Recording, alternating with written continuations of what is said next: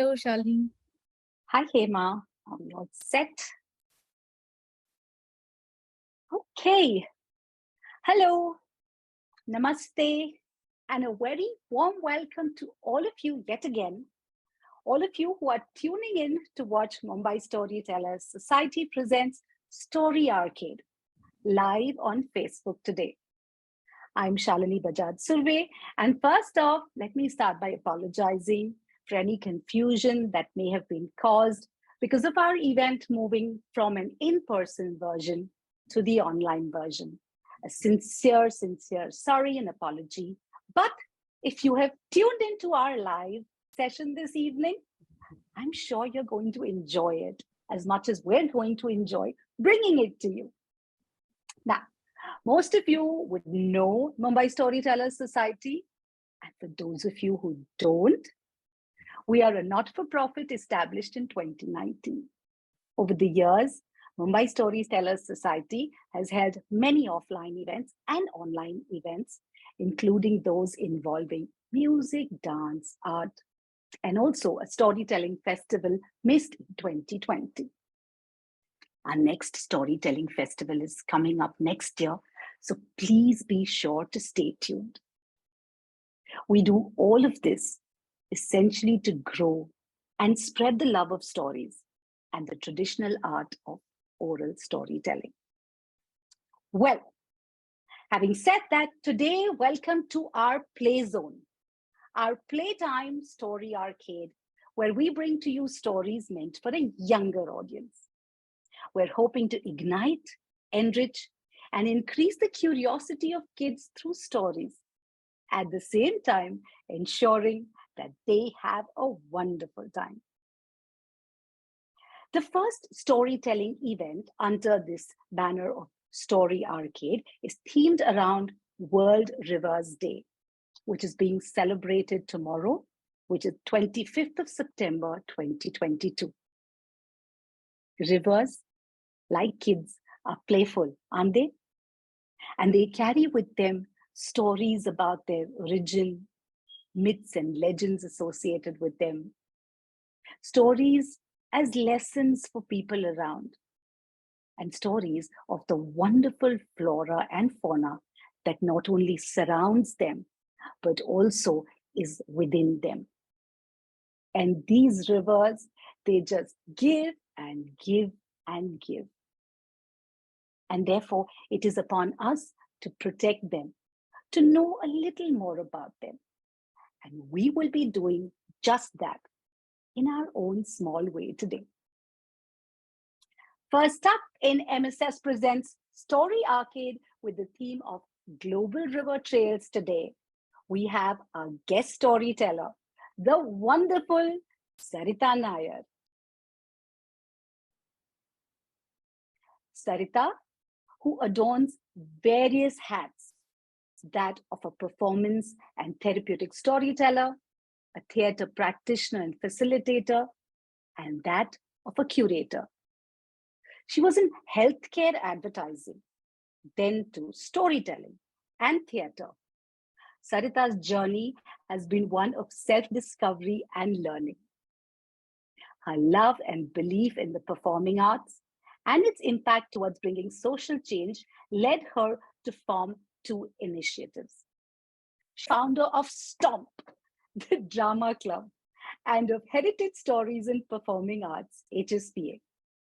Now, while STOMP focuses on the performing arts as a medium of expression to develop empathy, compassion, and reinforce values in children, HSPA is an initiative that was established with an intent to celebrate cultural heritage, share and transfer heritage knowledge through stories and performing arts, through the three pillars of celebrate, share, and conserve. Sarita, we are thrilled to have you with us this evening. And here's going on. We're dying to listen to your story. Over to you. Thank you, Shalini, for such a wonderful introduction. And we'll flow right into the story. There he stood in the center, amidst the sound of cowbells and wooden wheels turning on a bumpy road. He stood there, for around him were bullock carts. That's right. On a hot, dusty afternoon in Kurukshetra, there stood a boy in the center of the road with bullock carts all around him and people dressed in robes. He was confused. Where was he? What is going on? And that's when he heard a sound. Veer, Veer, he heard. He tried to find the source of that sound, but he couldn't see anyone. He shut his eyes tight and opened them, and there was a hand shaking him. Veer, you'll be late for school. Wake up. Oh, it was a dream. School. Yes, he'll be late for school. This is what has been happening with Veer ever since this archaeological society began an excavation program in their town. These are the kind of dreams that come to him every night. School. It was time to get up. He jumped out of the bed and ran to get ready. Some days he would take another route to just pass by the temple, the Shiva temple, near which this archaeological team were excavating. In fact, they found something wonderful.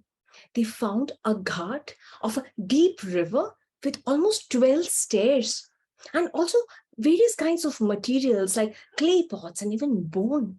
He was so excited that every time while going to school, he would try and take a detour and hope and wish that they would let him take a small peek into what's happening inside.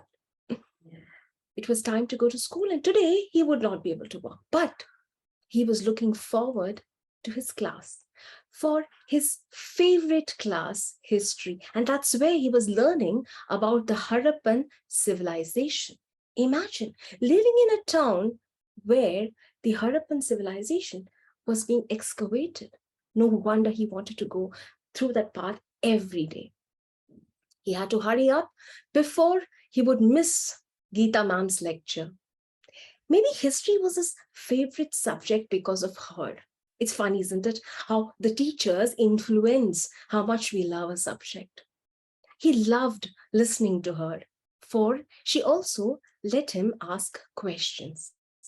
She didn't say, "You're too curious and you ask too many questions. Can you just sit down?" No, she would answer as many as she could. And in fact, if she didn't know something, she would say, "You know what, let me get back to you on this one." And he wanted to reach on time, for he didn't want to miss the Q&A session, and he dashed into the classroom as she was writing on the board the topic and the date, Harappan civilization. Wow, just in time, he thought. She turned around, looked at her class and said, "Okay, everyone, that's the topic. Any questions?" And she looked towards Veer and smiled, for she knew where her questions were going to come from. And there he asked her, the river, the mystery of the missing river from the excavation site, the unseen river. She knew what he was talking about. Yes, you mean the river Saraswati. Well, Veer, Indian history has two sources, the archaeologists and the historians. Many a times, they don't fit. However, they both come from the similar geography and timeline. The archaeologists have the archaeological evidence of, say, cities like the Harappan civilization. And on the other hand, we have literature from our Vedas. The archaeologists have physical evidence that talk about sophisticated cities, cities where we had management waste systems and municipally extremely remarkably managed urban designs. In those years, that's almost 9,000 years back, if you look at the pre-Harappan times, the water and sewage management, the toilets even had lotas. And there the children started giggling. We was irritated. He never quite got these toilet jokes. Can we just focus, he thought. And so she went back to the civilization. The Harappan civilization, in fact, was mainly around a water body. In this case, she said, the river Ghaggar, today, which was actually a dry riverbed, which was filled only during heavy rains. But that was not always so. Once upon a time, as per the satellite images available today, this river was a mighty river and it rose from the Himalayas. It entered Haryana and it flowed through the Thar desert in Rajasthan, moving to Sindh and finally flowing into the sea at Rann of Kutch in Gujarat. However, slowly this river dried up. This was fed by Yamuna and Satluj, but eventually it stopped flowing into the sea. Some believe that this river was impacted by the glaciers that melted in the Himalayas, and slowly there was less of water coming from there. Some believe that the plate shifting was responsible for this, and some others believe it was climate change. Climate change, that word struck Veer. That was something he was hearing about every day, and it was a topic very close to his heart. Climate change. Teacher, you talked about two spaces or two kinds of stories. One was about the archaeology, the other is the Vedas. Can you please talk a little bit more about that? Yes. He remembered stories that his grandmother used to tell him from mythology. He remembered about Ramayana and Mahabharata. And that's when Geeta ma'am told him about Rig Veda, one of the oldest texts available. Did you know that Rig Veda describes the river Saraswati almost 45 times?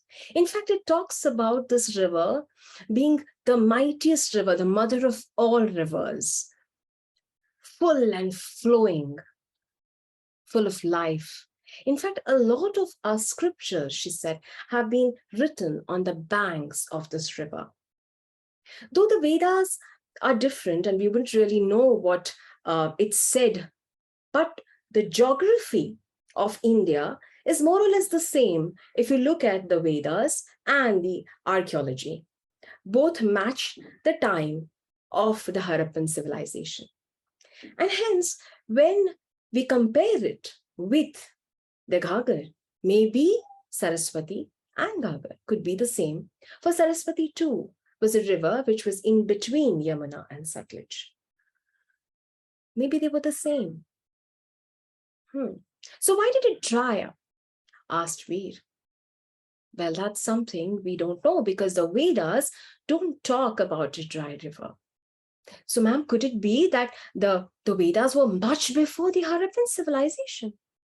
Could be, because it always talks about a flowing mighty river.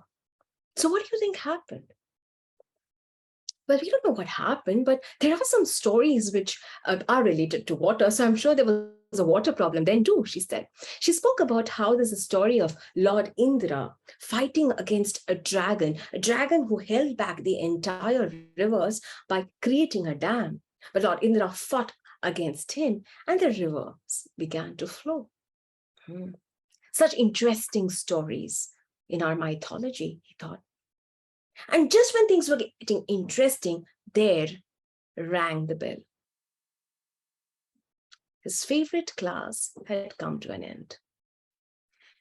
Well, said Geeta ma'am, whatever the reason of the Saraswati being unseen or dry today, it is very clear that the Harappan civilization or the Rig Veda, both these eras dissolved because of the drying of Ghaggar or Saraswati. One could not ignore that nature had a huge role to play in the evolution in India.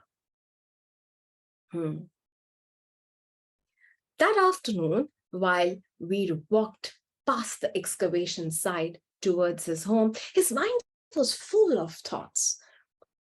Did he solve the mystery of the missing river? Not really. But one thing that definitely he was going to do is write. For there was an essay that's coming up, and the topic was climate change and its impact on the environment. Now he knew what he was going to write about for sure. He sat there with his feet immersed in the cold water, gushing water over his feet, the sound of birds chirping, blue sky. He was enjoying the moment with his eyes shut. And when he opened his eyes, there was a hand. Wake up, Veer! You'll be late for school. Oh, how he wished he could just live in that dream for real.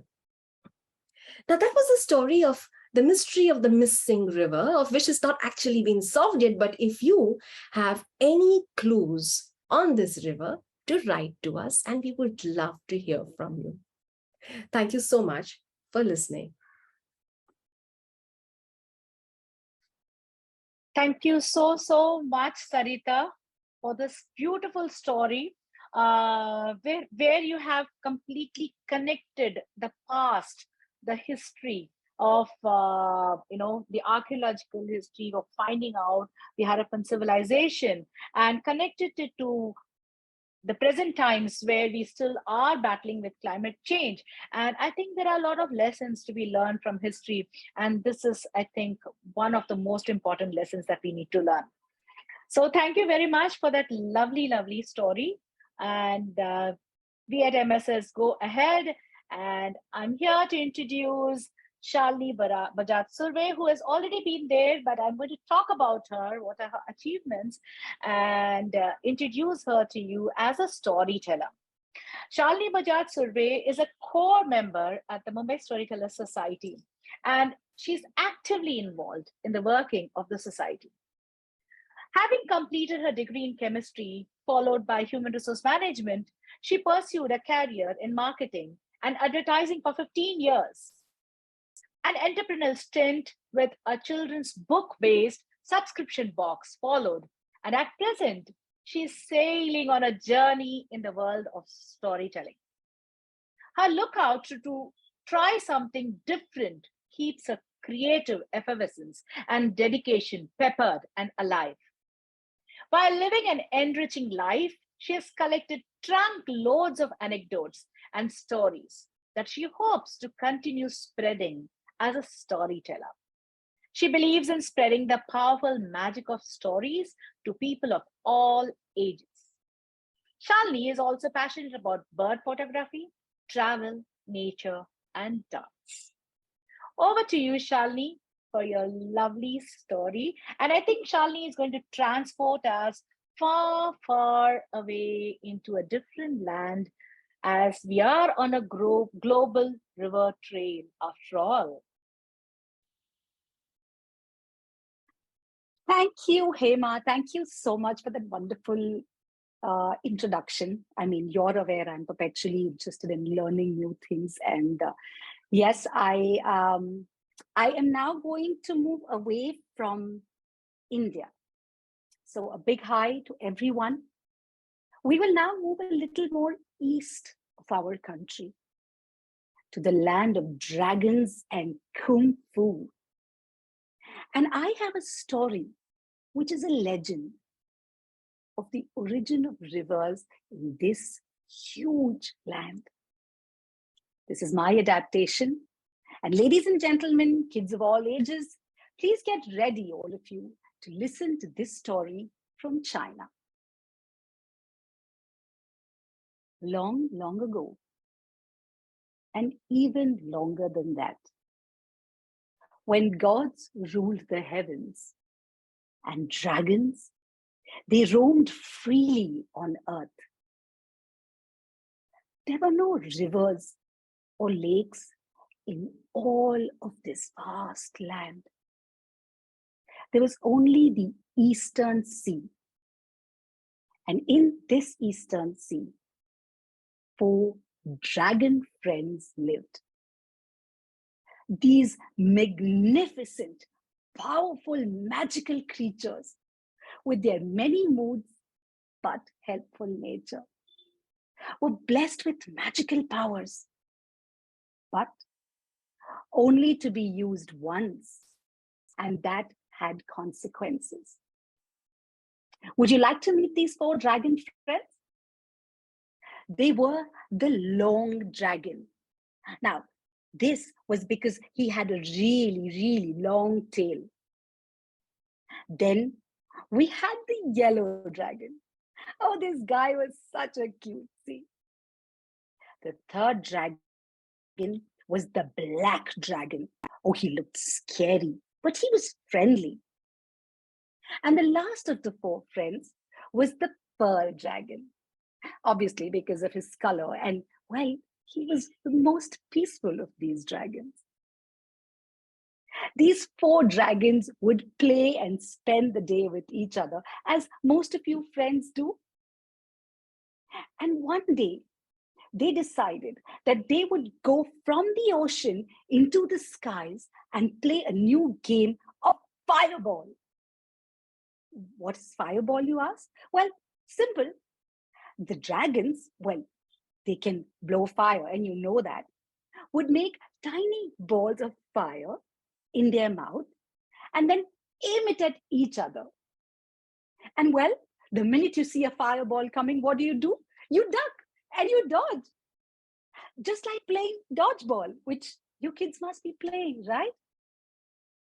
They were circling around in the sky, ducking and dodging each other's fireball throws, and were having the time of their lives. Suddenly, Pearl Dragon cried, "Come, look at this." "What's the matter?" said the other 3 dragons, and they came to join their friend.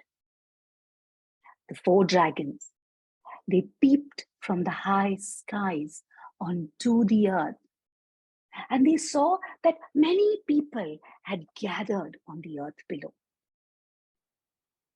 They were crying. They had incense sticks in their hands. They had laid out offerings of some old withered fruit. Now our 4 dragon friends slowly went closer. And when they got closer, they heard the people who were praying desperately. An old woman with a child on her back, she knelt down and she cried, "Oh God in heaven, please let it rain. There is no rice and our kids haven't eaten." The 4 dragons looked around. They had missed this point. They could see it hadn't rained for a really long time. The grass blades had turned yellow and the crops were wilting and dying in the fields. The ground had become hard and it was cracking open. Yellow Dragon, softy that he was, "How sad they are," he said. "They will all die soon if no rain comes." All the other dragons tried to calm their friend down. Now the long dragon with the long tail was the wise one. He said, "We should go to the Jade Emperor in the skies. He is mighty, he is powerful. We should request him to make it rain." Oh yes, all the other dragons quickly agreed to this idea, and they flapped their enormous wings and they flew up to the heavenly palace where the Jade Emperor lived. The Jade Emperor, the most busy of all gods, because he ruled over all of heaven, all of earth, and all of the dark underworld. But today he was tired. And in order to take a break from his hectic day, he was relaxing and listening to beautiful music and watching the wonderful fairies dance in front of him. The dragons, they reached the palace, and they were amazed. There were huge gold pillars, fountains where water fell and it sounded like trinkets, and the fragrance of flowers filled the entire palace. Then they saw the fairies, and they too stood there watching, mesmerized. So beautiful were they. Suddenly, Yellow Dragon realized that they had come here for a job. Your Majesty, Your Majesty, excuse me, Your Majesty. Jade Emperor looked in his direction, and in a voice that was full of anger, he shouted, "Who dare disturb me on the day that I wish to rest? What are all 4 dragons doing here? You belong to the sea. Go back this instant and do not disturb me." The Yellow Dragon got very scared and he went and hid behind the others. Out came the Long Dragon. "Your Majesty, we have come to request you. Please send rain to the earth right away. The crops have died there. The grass is all yellow and the people, they are starving." "Oh, very well. Return to your sea and I will send the rain tomorrow," said the Jade Emperor. But he wasn't really paying attention to them. He continued to watch the beautiful fairies sing and dance. The dragon friends thanked the Jade Emperor and came back to the sea. One day went by, nothing happened. 2 days went by, nothing happened. And the Jade Emperor had forgotten his promise. And when 10 days went by and there was not a drop of rain, our dragon friends knew that he wasn't going to do anything. The people were so hungry, they were in so much pain that the dragon friends were getting very, very anxious. The black dragon, who otherwise looked very, very menacing, was pacing up and down. If only there was a way in which we could help them," said the black dragon. The Long Dragon was lost in his thoughts. Suddenly, there was a twinkle in his eyes. He looked at the sea, and then he looked at the sky, and then he looked at his friends. He looked at the sea, he looked at the sky, and he looked at his friends, and he said, "Hey, I have an idea. You know, there is plenty of seawater where we live. It is the vast Eastern Sea. What if we were to fill our mouth with the seawater and mixed with fire, if we would spray it into the sky? Wouldn't it be like spraying vapors into the sky? And maybe, just maybe, clouds would form. And maybe, just maybe, rain will fall." Long Dragon sure knew how science and the water cycle works. "That would be wonderful. Why don't we give it a try?" said the dragon friends. But if the Jade Emperor finds out, we all may be in trouble. "The people, they need us," said the Yellow Dragon. "I will do anything to help them." "I don't think we will regret it," said the Black Dragon. And the peaceful Pearl Dragon said, "Let's just begin." And so these dragon friends, they swooped down into the sea. They filled their mouth with water.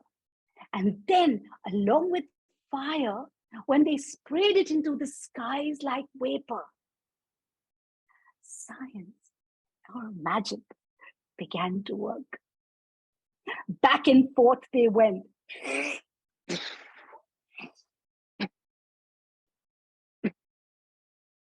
Until clouds began to form.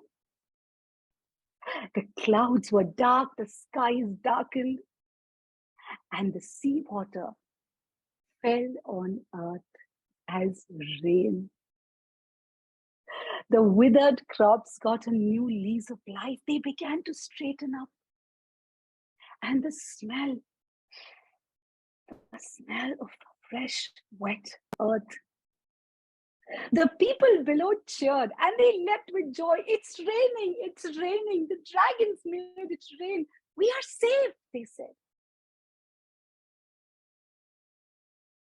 The sea god didn't like what had happened. You see, the 4 dragons picked up water from the sea, but did they ask his permission? No, they didn't. How dare those 4 dragons give rain without my permission? And so he said he would teach them a lesson. Off he went into the heavenly palace to meet the emperor, Jade Emperor. And he went and complained. And he said, they took water without my permission, but you know what? They made it rain without your permission, Jade Emperor.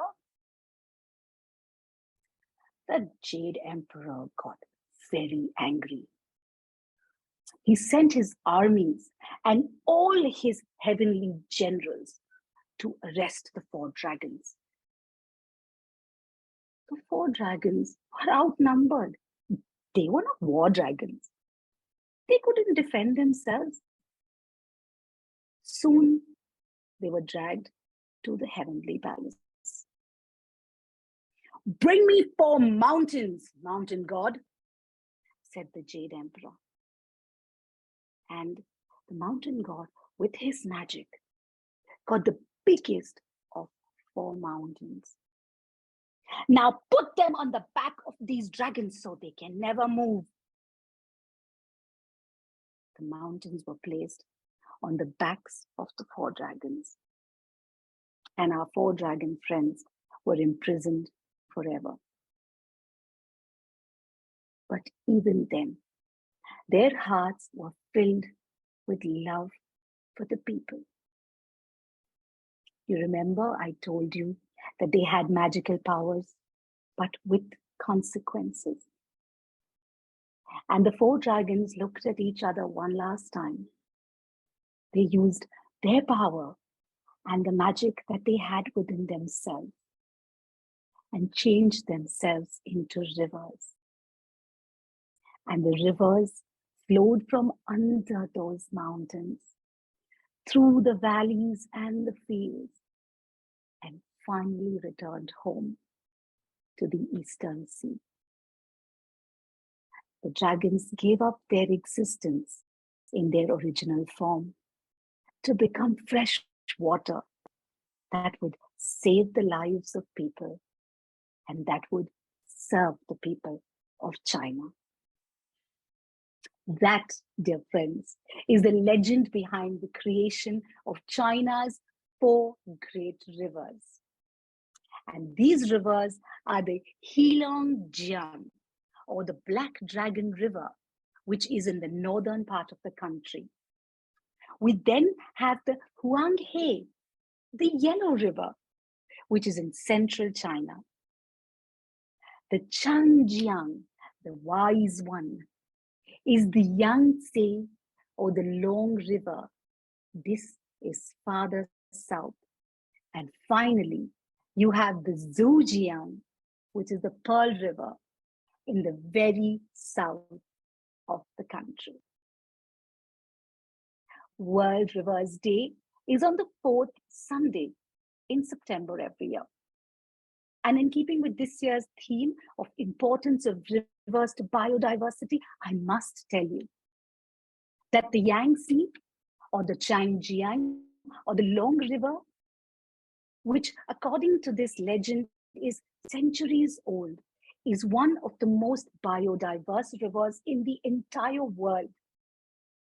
Currently, the region around this river is home to 400 million people. And that's nearly 1/3 of all of China's population. Over the years, the cities located around have obviously polluted the river, and the river is threatened. But there is a lot that's being done to conserve and preserve the biodiversity of this beautiful river. That's my story, and I hope you'd like to go back and read up a little more about what's being done for these rivers. Thank you so much.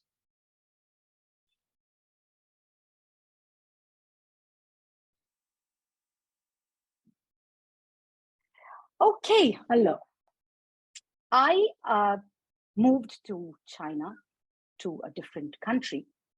I wonder, after my story, which river story is Hema going to narrate to us? Coming up next is Hema Subramanian. Hema calls herself an expressionist. She loves to express herself through poetry, art, music, and stories.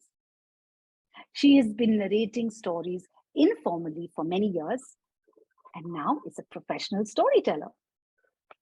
She is also my dear colleague and the co-founder of Mumbai Storytellers Society. She works passionately to spread the tradition of oral storytelling.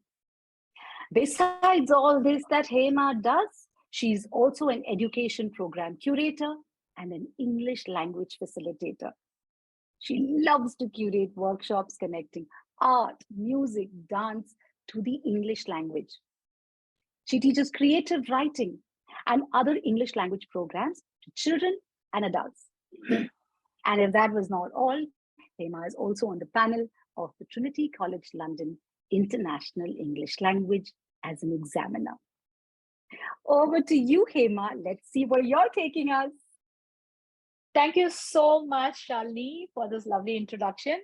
Well, after having heard about lost rivers, and then about how rivers were formed and how it came to be, now we are going to go into a story where it talks about how rivers behave at times. And rivers can get quite unruly sometimes, and they are usually calm flowing rivers, but then we have heard about rivers which really go out of hand.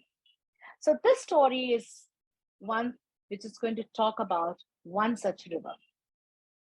So let's go ahead. The story was written by Geeta Dharmarajan, and it's called Ma Ganga and the Razai Box. So I have adapted it to a storytelling style, so that the story has been tweaked a little bit here and there. It's raining, it's pouring.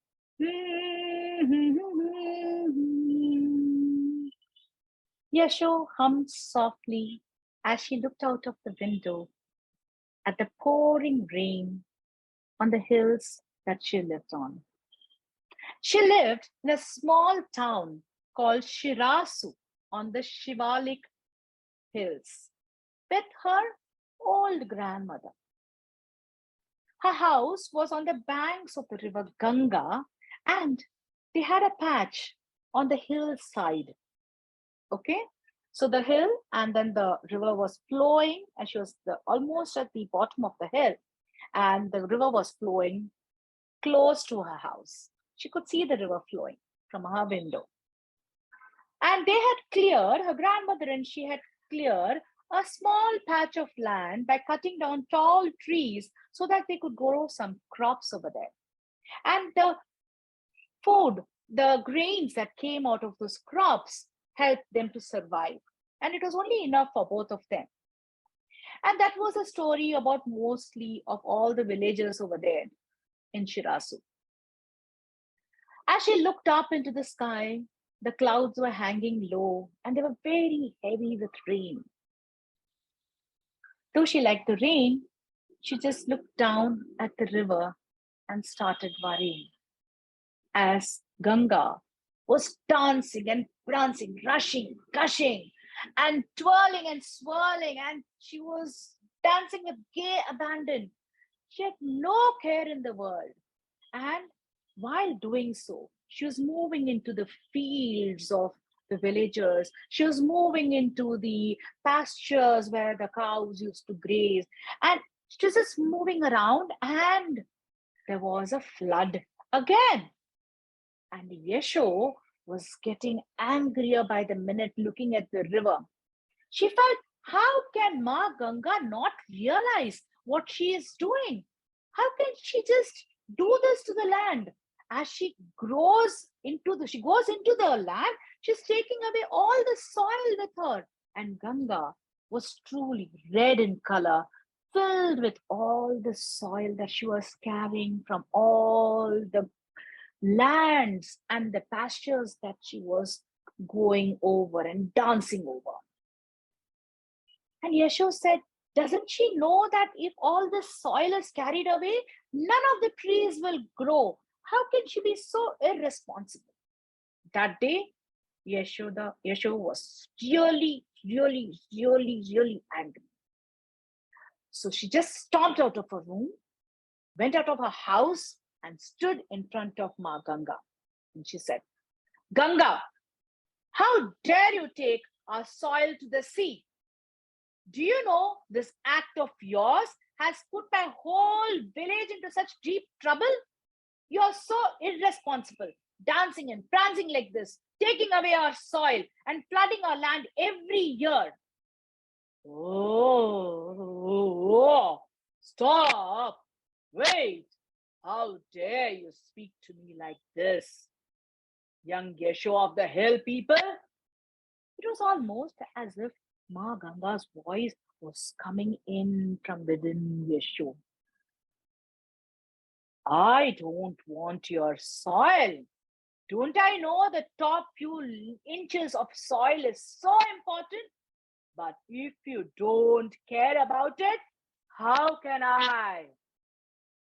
Yesho was confused by Ma Ganga's reply. What do you mean? We don't care about the soil? Gangama replied. Once, long, long ago, Shiva spread his matted hair before me. Find me Shiva's head, and I won't flood your homes. Till then, I'm going away. I refuse to be blamed for your problems. And saying that, Ganga quickly jumped into Yesho's Razai box that was kept in the corner of our house. And she just jumped into it and went to sleep. Yesho was stunned. She didn't know what to do. And quickly, the whole village was surprised to see that Gangama had stopped flowing and she was nowhere to be seen.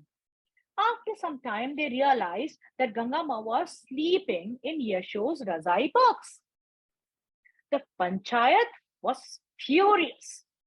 How dare you take Gangama away from us? How can you trap her? They scolded Yesho. Quick, let her out, they demanded. This is not done, Yesho. What is wrong with Yesho? So everybody in the crowd started shouting at Yesho. Now Yesho told them the story of how Ganga had got into the Razai box in the first place. She pleaded the villagers to come along and talk to Gangama and ask her to come back. The whole village went to fetch her, but Ma Ganga was fast asleep inside Yesho's Razai box. They stood there waiting for her to stir. And once they saw her just turning, so they quickly started pleading. They said, we are so sorry. We really apologize for Yesho's rude behavior. Gangama, please come back. Please don't do this to us. We'll be ruined. If you don't flow, we don't have any water. Please come back. But Gangama sleepily said, I'll come back after a year. The villagers were very scared. For a year, then what do we do? She said, come back after a year And if you have found the Shiva's matted locks, if you have not found that, you do not come to me. I don't even want to come back to your village ever. I'm tired of taking this blame. Ma, said Yasho, putting her head close to the box. Give us a little time. I promise you'll have your wish. The villagers gathered under the peepal tree to find a way out. They consulted the elders of the village and the priest for finding a solution. They could not understand how they will get Shiva's matted lock for Ma Ganga, and how are they going to save themselves. Some days passed without any solution. One day, Yasho was very upset about this, and she walked to the nearby woods to sit and think. As she sat near a small stream of water running by, she observed the flow of the water. She walked a little upstream and found the water was rushing and gushing as it entered the woods. As soon as it came into the woods, the force of the water slowed down and it started flowing more gently. She saw that the low branches and the roots of the trees broke the force of the water and it made it flow slowly. She got her answer. She ran back quickly to the village and met the villagers. Friends, said Yasho, we can give Ma Ganga what she wants. The hill people were perplexed and asked, but how, Yasho? What are we going to do? Yasho replied, her voice bubbling with joy, let's plant trees everywhere. The roots and branches of the trees are like Shiva's hair. They'll make Ma Ganga happy. The people looked at their barren hillside and their muddy stream. They realized what had happened. It was a lot of work, yet there was a small voice inside each of them which said that Yasho was absolutely right. There was a time when their hills were green. The people worked as never before. It was as if a new life had got into the whole village. Somehow they had to find or make, said Yasho, Shiva's matted locks. Otherwise, they would have to go without water. The hill people immediately got to work. A year went by. Ganga came out to see how the hill people were faring. Good, she thought to herself. They are on the right path. She just played with the kids and rumbled over in her old bed and went back to sleep. The people are seeing some sense again, she said with a smile on her face and snored away. And when, after 2 years, Gangama just walked out of her bed and she looked around, she saw the hillside filled with small shrubs, trees, bushes all over the hillside.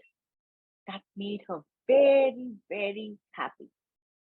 And she came out of her box and she started flowing down the river on her journey towards the sea.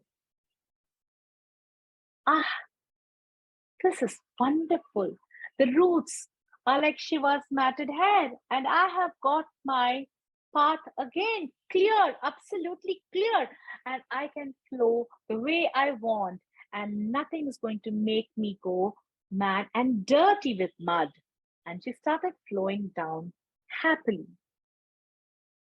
And as she went towards the sea, her water was as clear can be. Let us stop, let us learn. It's a shame to chop the trees. Let us grow, let us plant. trees and shrubs to save our land. Let us breathe, let us save the soil and the matted fields. So that is how Yashu saved the village from despair and helped Ma Ganga to flow her path with much clarity and happiness without destroying things around her. So, roots are these Shiva's matted logs and which help the trees to hold on to the soil, and the soil is held with the trees and it remains over there, helping the trees to grow. So they work together. So that was the story of Ma Ganga and Yashu's Rajai box. Thank you so much for being here with us and listening to our river stories in the Global River Trails as part of the Story Arcade series of Mumbai Storytellers Society. Thank you for being here. Thank you very much, Sarita Nair, for being here and sharing this wonderful story about Saraswati. Thank you, Shalini, for putting it all together and also sharing the wonderful story of the 4 rivers of China. Thanks, last but not the least, thank you, audience, for being here and listening to our wonderful stories. Bye.